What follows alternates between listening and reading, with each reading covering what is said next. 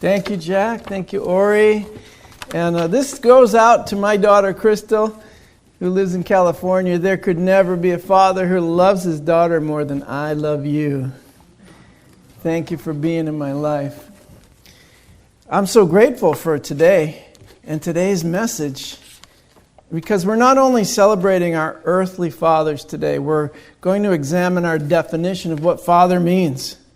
For centuries, we've called God Father, the creator, the provider, the guardian, perhaps, of humanity. I need that. This is very essential to a Sunday morning message because I get to show you slides.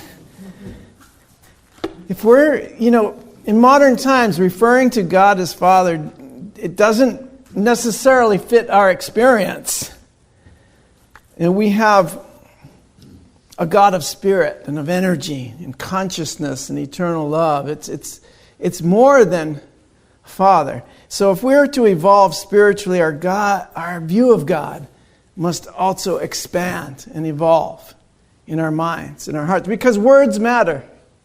Words are very important. Words make impressions in your mind, and they set imprint of energy in your heart and how you relate to people in the universe.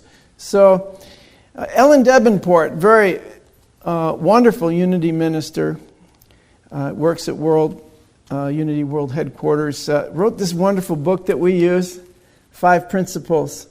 And in it, she describes her experience of God as being both transcendent and immanent, meaning God is spirit.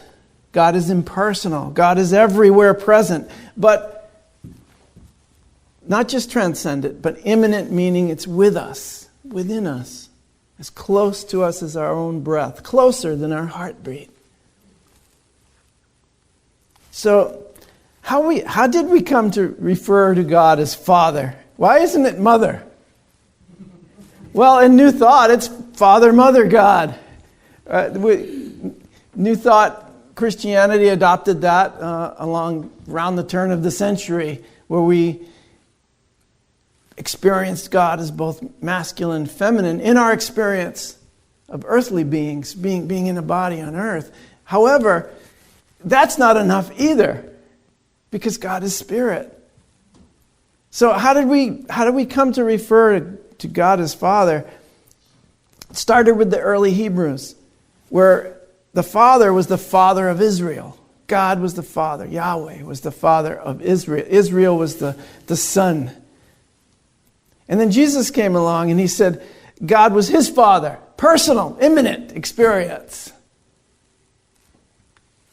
And they were questioning him about that. The Jews at that time were very unhappy that Jesus said God was his Father, because that made him one with God.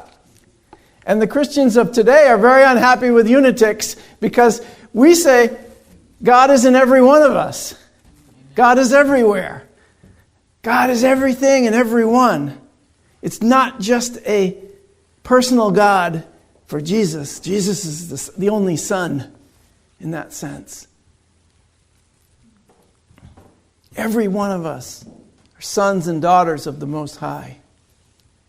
And we have that spark of divinity, which Kathy was speaking about in her meditation. And that from that divine self is how we father ourselves. Wonderful idea. That meditation took me to a whole new place.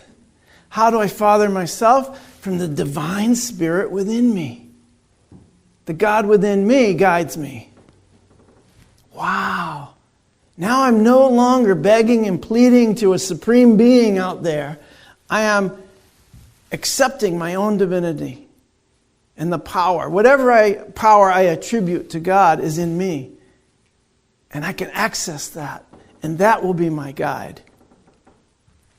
So, yes, today's Christians, or some of them, are a little unhappy that we claim that God is incarnate in every one of us. It can be, if we are aware of it.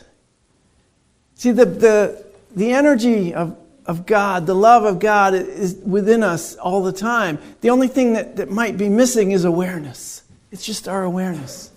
That's all it is.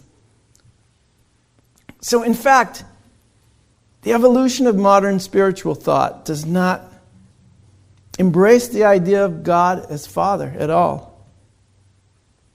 Primarily because the idea of Father has carried with it the idea of God being a male figure.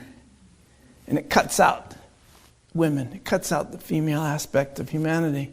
And this has led to much misunderstanding about God and much manipulation and control of the masses. And it continues today, and that's why our work is so important, to bring about unity of humanity. Unity of thought. Unity manifest begins with unity of thought. It has to begin with how you're thinking about yourself and others. It has to begin with how you think about God. So let's examine our thoughts about that. And let's allow it to evolve. Ellen says in her book that we need a grown-up idea, a grown-up concept of God. I remember last week, Summer Osborne. How many here were here for Summer Osborne? Oh, a bunch of you. Great. So she presents and teaches something called spiritual revolution. She even has it tattooed. Spiritual revolution on her arms. Right? And she says we've had a technological revolution, we've had an industrial revolution, we've had social revolutions, we've had revolutions of art and all kinds of music and all kinds of things, but we still have an archaic view of religion. That's the one thing, the one place where we need to embrace the spiritual revolution. That's happening, it's occurring. Now, I'm going to get back to that in a minute.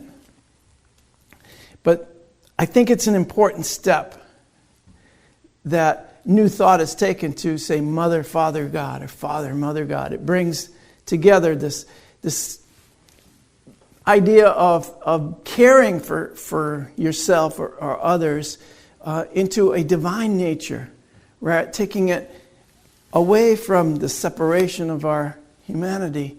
You know how we perceive things as separate, even though they're not. And so it brings it back to one being. We're divine. This one divine being. One divine essence. We're the being. God is the essence. And what we've done is make God in our image instead of the other way around. It said we are made in God's image, and that means that we are spirit, that we are the essence of love. But we've done the opposite, and we've made God into a being, a male figure. And as much as you want to be enlightened around this, you still have embedded theology because it's in your language. It's in everything you read. It's in everything you hear. I pick up a Bible and it's all him. I pick up Course in Miracles. It's all him. It's all male. I pick up almost any spiritual literature that you can think of, and God is always him. And I keep in my mind retranslating it to something greater, something bigger, something more. It's important for all of you to begin to do the same thing. And you can do it. Change it to all that is. Eternal love, divine mind. Keep doing it. Every single time you think of that word God, or you want to talk or refer to the divine, get rid of the him, get rid of the he when you're talking about God. I know that you're some of you right now are going, why? I can't do it. I was brought up. Yeah, that's embedded theology. And so we're evolving from that. This is an evolution. It's a revolution that's actually an evolution. And you can't stop evolution. It's not possible. It's not a revolt against anything. I'm not revolting against he. I'm evolving and expanding from it. See the difference? And that's a turning. We're just turning. We're revolving. Evolving. And that's the movement of the universe. And it feels to me a lot better. I feel like I'm in the flow. I'm not resisting anything. I'm not revolting against anything. I'm just growing. I'm evolving. I'm loving life. I'm sharing the love that I feel for all the universe. So God is transcendent, meaning spirit, but also immanent. And the thing that we missed, or some might say intentionally omitted from Christian theology, is the very fact that the Bible and Jesus himself characterize God as spirit. Exactly as we do in Unity today. Exactly. I don't know how the theology of separation began, but we're here to evolve away from it and into something greater. So, in John 4:24, it says, God is spirit, the source of life, yet invisible to mankind, invisible to our eyes of perception. And those who worship God, it said worship him. I took that out. I do. I edit the Bible. I do. I edit songs. You know how we change songs and we make them new thought? I edit the Bible. I do. It's okay. You know what? There's about 42 different translations anyway. And of all of them, I looked through all of them last night. I stayed up late. They all said him. I looked for one translation that did not have God characterized as a male figure, as a him. There wasn't one. And I said, Tony, you're going to have to do it. It's my message. I'll edit it the way I want. So if you're looking in the Bible and you don't see that, and you see him, know that you can edit it too. It's your life. It's your mind. It's your theology. It's yours. Make it yours. How does it have meaning for you? Does it make sense? Is it loving? Is it kind? Is it compassionate? Is it inclusive? Yeah. So Jesus also said, and this is one of the most mystical statements, when he was having a discussion with more of an argument really, of the religious folks of his time when they were attacking him. And he was talking about Abraham, and they said, how could you know Abraham? You're not even 30 years old yet. You're barely 30 years old. What do you know? And this is what he says to them. He said, truly I say unto you, before Abraham was, I am. Check that out. Take that in. Before Abraham was, I am. Oh, and you're going to talk to me about all kinds of stuff. And you're going to question me, and how can you dare edit the Bible? Before the Bible was, I am. Before your theology existed, I am. Before the foundations of the world, I am. Before time was and after it's over, I am. You starting to feel it? Are you starting to understand that you are eternal? That you are way beyond your definition of yourself? Before any of this, I am. After all of this, I still am.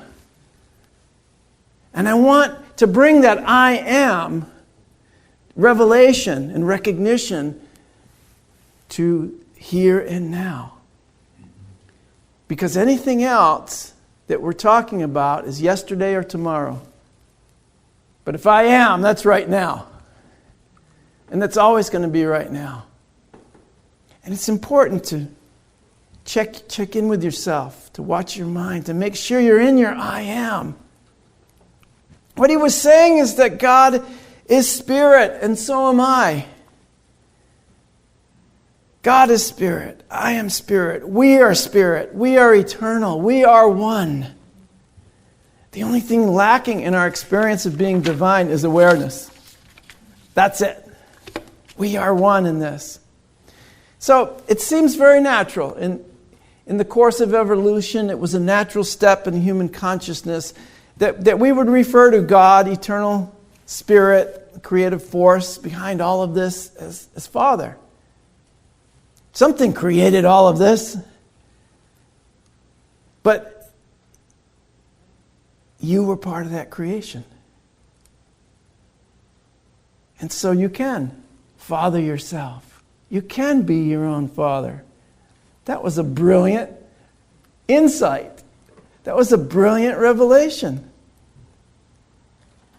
But Father, God as Father, was just a step. It was the first little baby step in the process of discovering who and what we really are. Just a step. Because we say, if my Father is spirit, then so am I. If my Father is love, then so am I. Guess what? If you conceive Father as judgmental or criticizing or condemning, that's what I am too. That's what I end up manifesting. No, God is love and only love. I think that's a very important statement to keep saying at the beginning of each of our services. Because it reminds me that that's what I am too. God is love and only love. It cannot contain anything else. And this revolutionary idea of self, which begun over 2,000 years ago, somehow has failed to take hold in the consciousness of humankind on a mass scale. Until now. Until you accept I am. That's it. It's being manifest on a mass scale the moment you become aware of it. Yeah. It's right there. You know, I'll tell you, it's the human brain just blocks out everything that it doesn't deem beneficial to the ego. And so you get very tunnel vision about what you believe and who you hang out with and what you do and all those things. Before I bought a Toyota Prius, they didn't exist. After I bought one, everybody's driving one. Where did they all come from? I had no idea. I thought I was the only one that had one of those things. Now they are. You go on our parking lot, right, during the week, and there's nothing but Toyota Priuses out there. I'm like, what is going on? Same thing with your awakening. Man, once you start seeing God in you and you start seeing it, once you wake up to the fact of I am, you're like, wow, you too? Oh my God, this is incredible. Everywhere I go now, there's people that are awake. And they're talking to me about oneness and spiritual principles. And I'm like, wow, you got to come to unity. Invite them to unity, will you guys? Please, invite them to unity. They're everywhere. They're just like Priuses. They probably are driving Priuses. I don't know. Or a little EV9, the new electric vehicle. See, some of us we're ahead of the curve. I think unity is ahead of the curve. Like Jack, he's ahead of the curve. He's an all-electric vehicle now. The EV9. I never knew that existed either. Now every commercial, when I'm watching basketball, every commercial is for the EV9. Right? Same color too, yeah. They got you. No, I was just kidding. But isn't that wild? So once it's in your consciousness, guys, bam, it's everywhere. Wow. God is in you. God is in me. Whoa, my goodness, I'm seeing it everywhere. We're waking up. No, we're not going to hell in a handbasket. And as much as the ego wants to tell you how bad things are, you know better. You know a lot better because you're the creator of your own reality. And it's the Great Awakening. I like to call it a revolution along with Summer Osborne.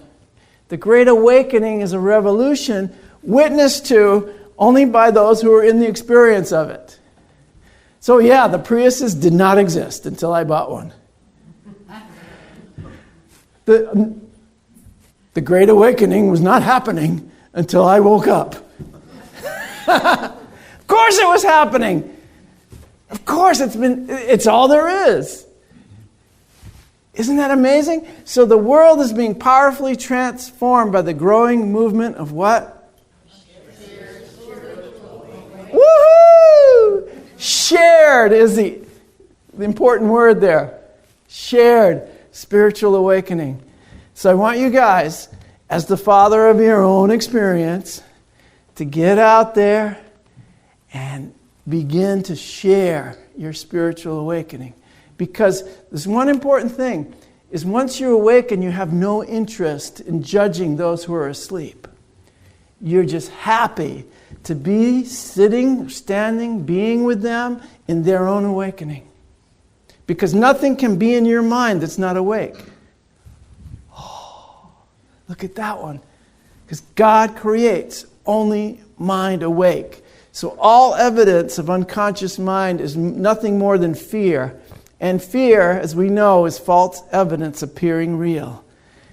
And all fear is undone simply by love and simply by the recognition that we are God, that God is in us, and God is so amazing, shining in you, in me, and in all of us.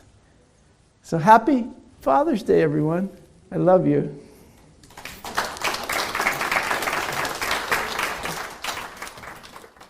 You have been watching the message from our Sunday celebration service here at Unity on Cape Cod, providing a positive path for spiritual living. Please join us every Sunday morning at 10 a.m. at 147 Walton Ave, Hyannis, Mass., and visit us online at unityonCapeCod.org. This video was made possible in part through a grant from Unity Worldwide Ministries and the Templeton Foundation.